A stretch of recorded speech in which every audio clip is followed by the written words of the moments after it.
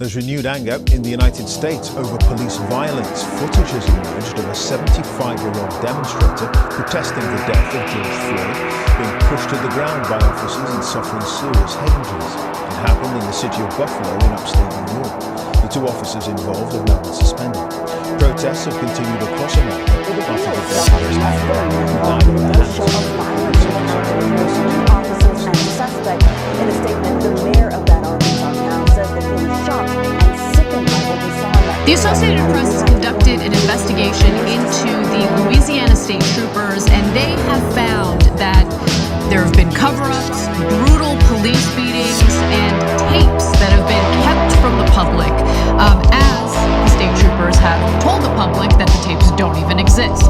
Now, this AP review of internal investigative records and newly obtained videos identified at least a dozen cases over the past decade alone in which these Louisiana State Troopers or their bosses either ignored or concealed evidence of beatings. They also deflected blame and impeded efforts to root out misconduct. Here's another one of those breaking news situations. An unarmed local kid was just shot in his bed by police who busted in his house with a SWAT team.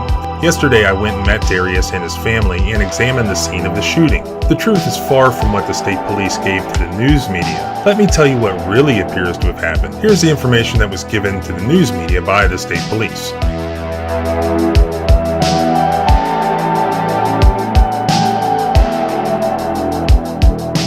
And here's what really happened. Darius had been asleep on the couch in the home's living room, where he liked to sleep. Darius was unarmed at the time that he was shot and was still on his bed, as indicated by the pool of blood on and underneath the couch where he was sleeping, which I looked at yesterday. Darius had no criminal record.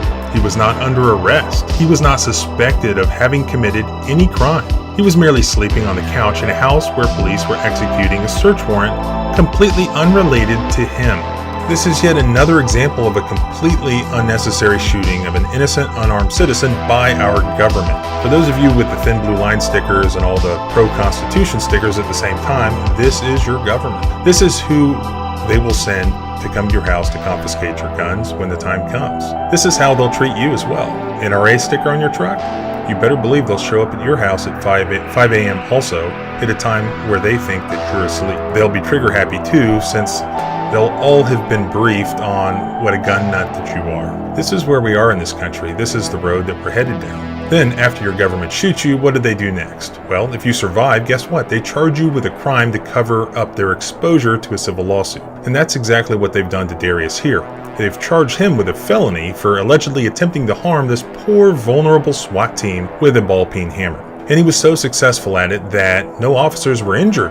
Also, don't worry, the West Virginia State Police is investigating themselves, and this is the same agency, again, that is currently all over the news for literally refusing to properly investigate themselves.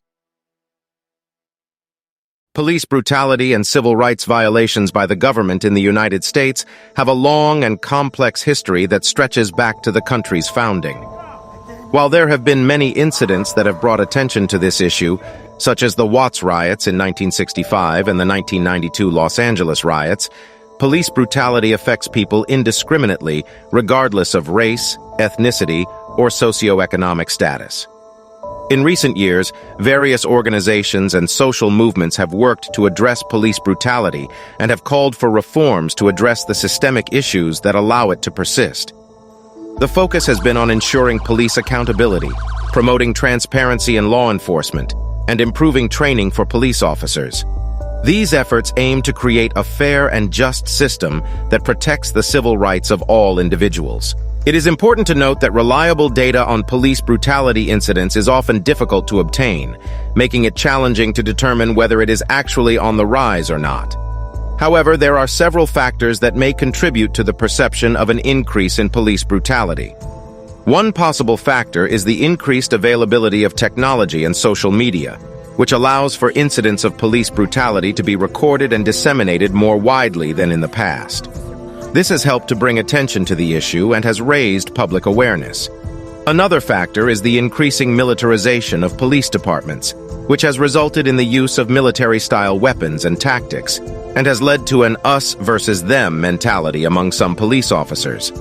This can contribute to a culture that is more likely to use force and escalate situations unnecessarily.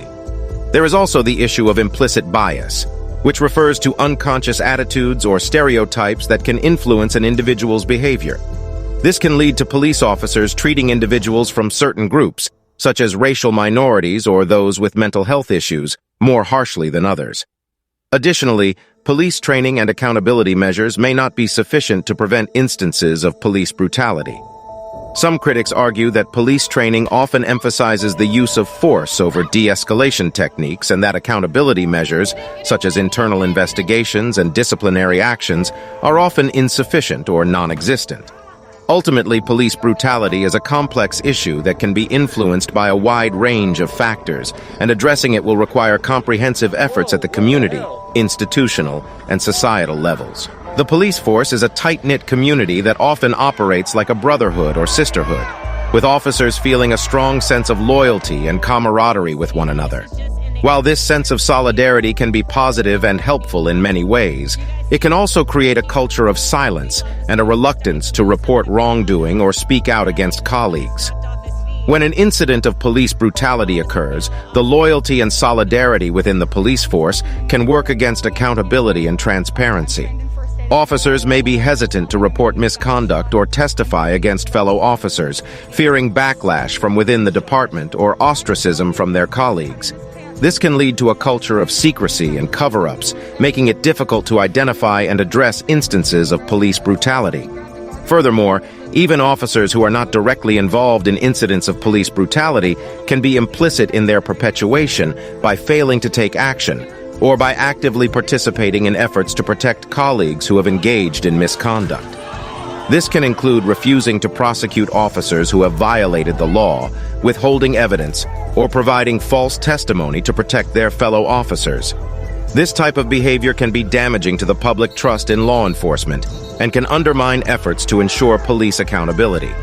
It is important for police departments to implement effective accountability measures, such as independent investigations and civilian oversight, to prevent and address instances of police brutality, and to create a culture of transparency and accountability that prioritizes the protection of civil rights for all individuals.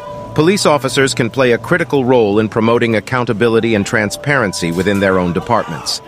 Some steps that officers can take include reporting misconduct. Officers who witness or become aware of misconduct by fellow officers should report it to their superiors or to an independent agency tasked with investigating police misconduct. Promoting de-escalation. Officers can receive additional training to help them de-escalate situations and avoid using excessive force. Participating in accountability measures. Officers can support accountability measures such as body cameras, independent oversight, and citizen review boards. Civilians can also take steps to prevent police officers from harming the populace, such as participating in community oversight. Civilian oversight boards can be established to investigate police misconduct and provide recommendations for improvement. Advocating for change. Civilian groups and activists can advocate for changes in policy, such as increased training on de-escalation and reducing the use of military equipment. Recording police interactions. Civilians can use their smartphones to record interactions with police officers, which can help hold officers accountable and provide evidence in cases of police misconduct.